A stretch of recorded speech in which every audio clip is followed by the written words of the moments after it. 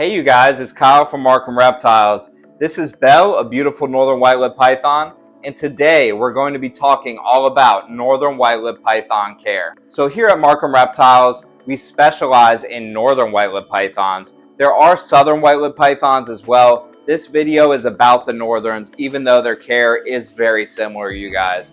So we have northern white-lipped python eggs actually laid by this girl right here, Belle, and they're going to hatch in less than a month. So I figured I'd be preemptive and make a nice care guide for northern white-lipped pythons for our clients that will be getting the babies from us, as well as anyone else who needs to know about northern white-lipped python care. First, we're going to talk about temperature. I'm going to give you guys three options here. We're going to give you ambient, we're going to give you constant temperature on a hot spot, and we're going to give you temperature on a hot spot if you're doing a night drop. So ambient, you could keep these guys at 82 degrees ambient if you're heating the whole room, just like almost any python. For hot spots, you could keep these guys at 86 pretty much all day. If you're not doing a night drop, about 86 is about as high as you want to push it. If you're doing a night drop, you can get them a little bit hotter, and then you can go to about 87. I do a night drop. I keep these guys at 87 with a night drop, and I only do a night drop down to like 83 degrees or something like that, so I really don't get it too cold. For humidity, these guys definitely do need some humidity, but at the same time, you don't want them to be sitting in water, okay? So there's a couple of ways that you can do this. First of all, these guys would do great in a bioactive setup. So if you're gonna do bioactive, that's a great way to account for the humidity and make sure that these guys are gonna have good sheds and be perfectly happy and stuff like that. Another way that you can do this is with a humid hide. This is a great example of a humid hide. In this bowl, I have some damp sphagnum moss, and it's not crazy wet to where it's drenched, but it's damp, and she can go in here if she wants to get humid, and you would just put a lid on this and cut a hole in the lid big enough for them to get in and out. They love these, and they work very well for giving them the correct humidity. While we're talking about humidity, we might as well talk about water as well. This is one of the most water-dependent species that I have ever seen, besides like an elephant trunk snake or something like that that lives in the water, you guys. Northern white-lipped pythons drink more water than any other python I have ever witnessed. Make sure that these guys have clean water at all times. Big water bowls are a plus. You just want to make sure that the water is always fresh and that they have plenty of it. Next, we're going to talk about caging. And for that, I'm going to show you a few different sizes of white-lipped pythons and tell you what I would keep each one in. If you get a northern white-lipped python, and we're talking about as a pet here, you're going to want to display it. So a 6+ footer like Belle right here would be great in a PVC enclosure. I would say if you can, a 6x2x2, like what you see behind me right here, is actually perfect, you guys, and that will give them ample space to move around. And a 4x2x2 for a snake, slightly smaller than Belle, might work, but these guys do actually move around quite a bit, and you can do a lot more with a 6x2x2. Now these guys are considered semi-arboreal. I wouldn't say that they climb as much as a scrub python or carpet python or something like that, but they will use climbing opportunities if you give them some. You don't need an 8-foot tall cage where they can go all the way to the top of the canopy and stuff like that. But if you give them some branches and stuff like that and some lower level climbing stuff, they will definitely make use of that. You're going to want to have adequate hides so that they have lots of places to go hide and stuff like that. Maybe a human hide if you need it. But really, I would recommend bioactive. Just don't keep the soil soaking wet. Maybe have a wet side and a dry side or something like that. But just make sure that these guys don't have no choice but to sit in water all the time, because that could cause potential scale issues and bacteria problems as well.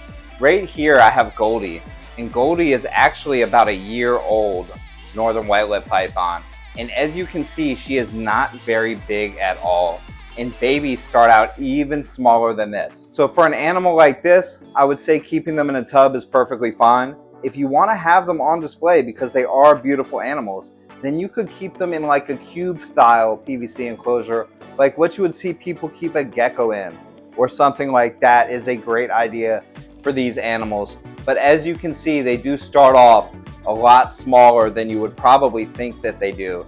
Look at this girl. She's an absolutely beautiful holdback that we're raising up. Right here we have Rolly, and he's actually 3 years old, you guys. He's a male, so a 3-year-old female may be a bit bigger than this, but he's kind of in between the last two sizes of white-lipped pythons that we showed you. And a snake like this would do well in like a 2x2, a 3x2, or something like that. He would actually use an entire 3x2 if you gave him that.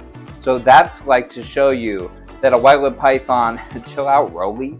A white-lipped python is not going to go directly into a 6-foot enclosure or something like that.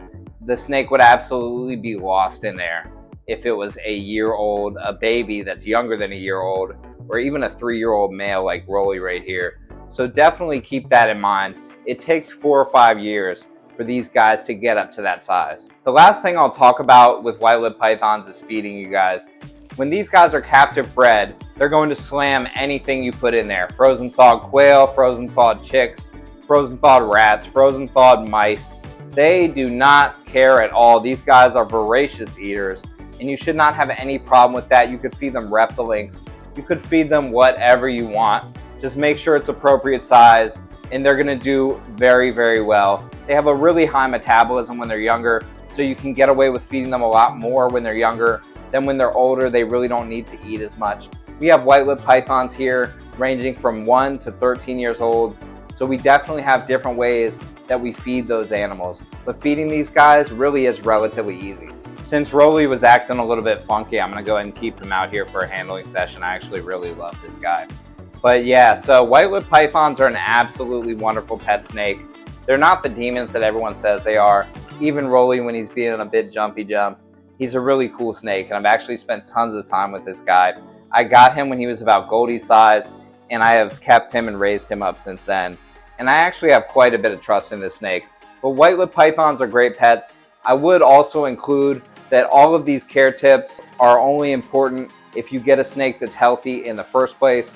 So it is very important to buy captive bred animals, you guys.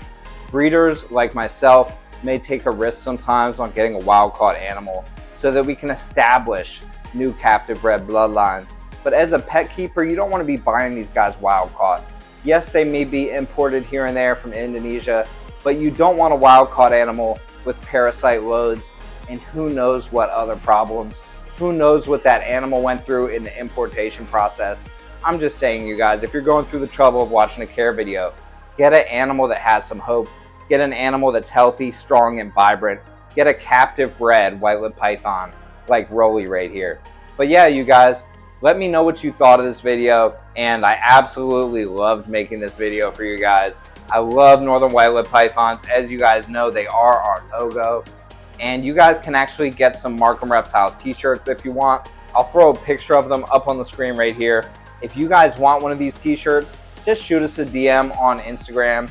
If you want to be on our wait list for northern white-lipped python babies, we do have a pretty long wait list.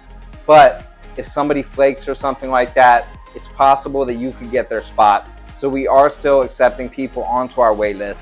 If you would like to get on our wait list for captive bred northern white-lipped python babies, just go ahead and DM us on Instagram about that as well. Go ahead and support us on Patreon. We do this full time, and the best way to support us here at Markham Reptiles is through Patreon, and we have linked that in the description below. I hope that you guys are having a wonderful day. Keep spreading the love of reptiles, and until next time, take care.